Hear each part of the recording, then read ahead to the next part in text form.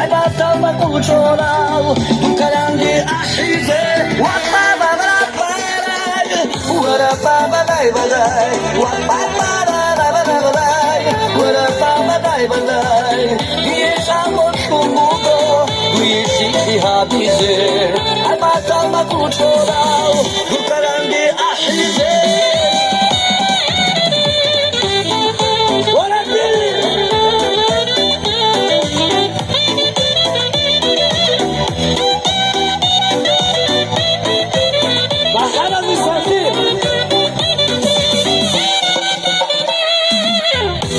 Chodiye shadir habingi mektum vugon hajati chogan sito gurbel khokhi khila shaqi muger budu dunadal shule vugon ungari mabrokhi ratal da gubugo dai matu agi guri shab shaqi bachunge rohe tujhe gilotme cho gudu la shukbalon wa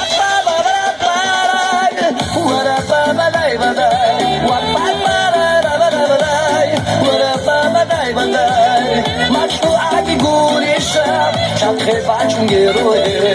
mujhe girotune cho, huduma tukhbalam.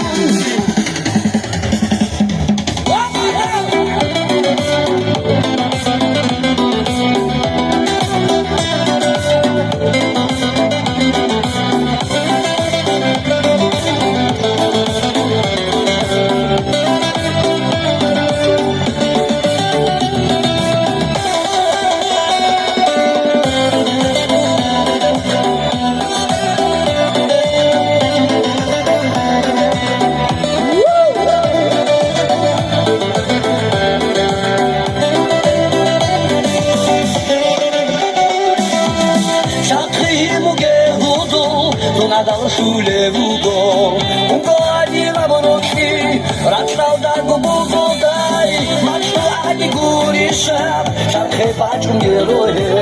tujhe girotune cho, hudu wa tukhbalam, wa ba ba ba ba, wa ra ba ba ba ba, wa ba ba ba ba, wa ra ba ba ba ba, machu adi guri shab, shakhe bachunge rohe. Tujhe girotune cho, hudu wa tukhbalam.